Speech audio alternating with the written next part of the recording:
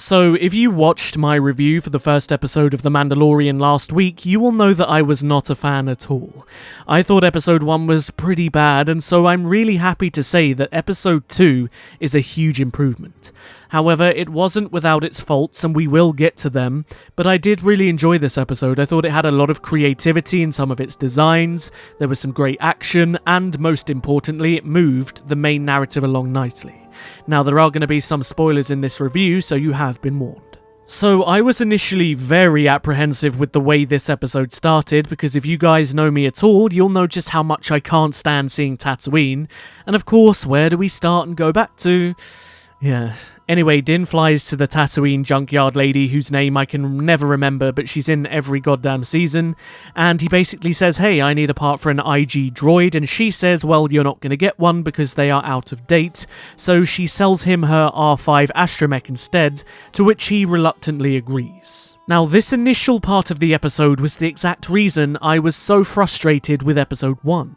The entirety of episode 1 was establishing this need to get a part to rebuild IG-11, and then they resolve the fetch quest in 2 minutes in episode 2, which makes the entirety of episode 1 redundant and pointless.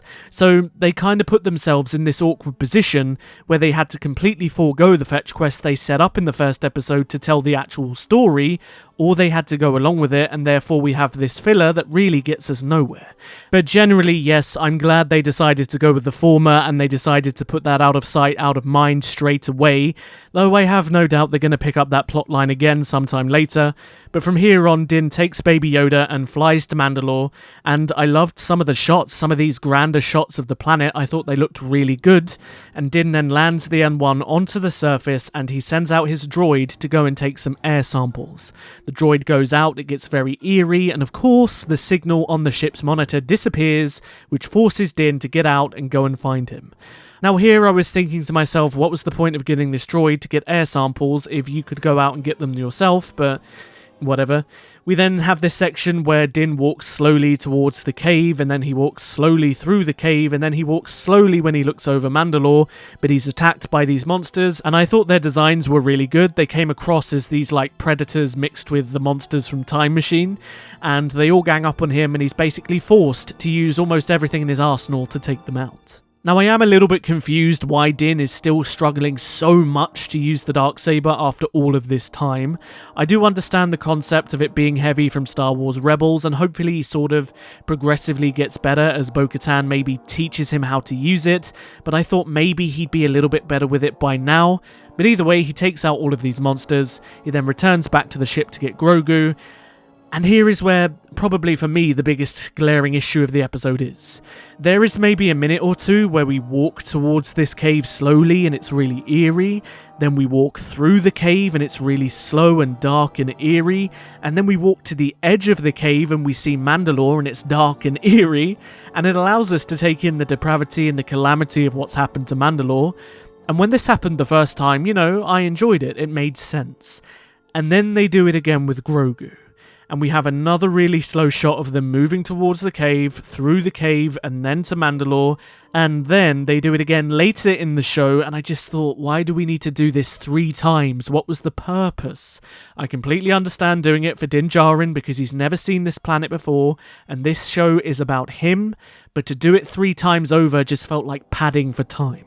Also, talking about time, quick tangent, this episode is still too short. You know, it was around 37 minutes. Better than last week, sure, but these run times suck. They cause so many issues with the pacing of these shows, and I'm going to say it every single damn week until they actually change it. Anyway, Grogu and Din jetpack down all the way to the bottom of this Mandalore city, and they start walking through the lowest part of this destroyed Mandalore, and I really enjoyed some of the visual elements here. The way it was grungy and damaged and downtrodden, there was all these monsters running around like lizard rats. I thought it looked good. However, I have to make a point about the volume because it is severely limiting the scale of Star Wars. When we arrived on Mandalore multiple times in this episode, we have these incredible wide shots of the planet and how many of these cities are destroyed, but as soon as the ship sets down, it completely forgoes any of this scale, and the next shot is this really claustrophobic shot of the ship and then a cave and nothing else. And this becomes even more of a glaring issue as we're walking through the destroyed city of Mandalore, because it feels like you're constantly stuck to constant close-ups of the characters, when really, this episode should be about the scale of the destruction, and we should have these wide shots and these really overarching shots of Mandalore and the destruction of the city. And I really do think that Lucasfilm need to look at the volume and consider how they can limit its usage to where it's really needed, rather than forcing every single shot to fit it, so they can give Star Wars its scale back. When you think of the movies, everything was grandiose, everything had scale, everything had life, and we saw that with Andor because that show's visual design was exemplary. And why? Because it didn't rely on the volume and instead relied on CGI and wide shots and sets. And what makes it worse is they put the concept art for most of these shots in the credits, and when you put them side by side comparatively with the actual shot in the show, they are just so limited because they're trying to fit the volume into the shot. And look, I'm no visual expert, but surely there's got to be people at Lucasfilm who are looking at this and they're thinking the same thing, because it's really making Star Wars feel small on the screen. Anyway, Din continues to walk and he finds a bunch of Mandalorian masks covered by dirt, but he gets snapped up by some kind of trap, and this big droid comes out and it's like a spider mech thing. It looked great, and it takes him somewhere, and this cyborg looking dude jumps out, which is like a mashup of General Grievous and something else. I was thinking of the dude from Force Unleashed, I can't remember his name, on the junk planet. It's like Kazdan or Pazdan or something.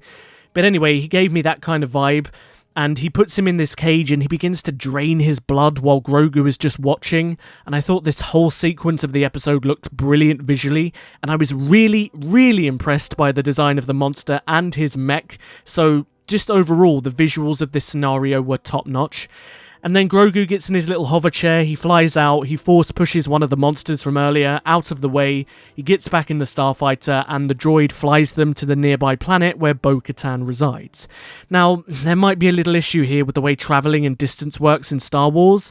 It's not in any way as bad as it was in Kenobi, because that was awful, but I do think they need to give it a little bit more consideration, because this planet hopping and the inability to showcase time through that, it can mess up with the pacing of things a little bit. Now, Bo-Katan sees the ship flying back and she's like, oh god, not this dude again, I'm going to tell him to do one. But she realises Grogu's on his own and she's like, okay, I know what happens. So she flies her Gauntlet starfighter to Mandalore, which by the way looks great in live action.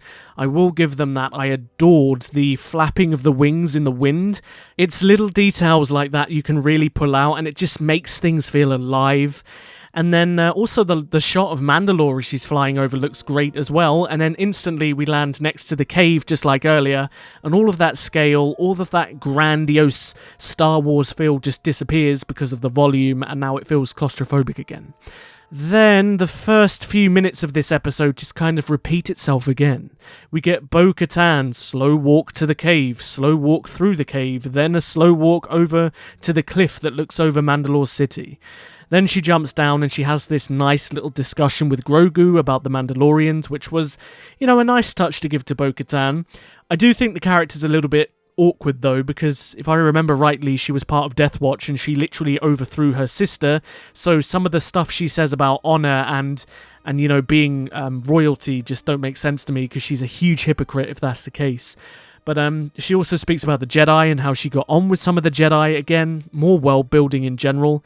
She then gets to the cyborg dude and then they have a fight. And I thought this entire section of the episode was really, really good.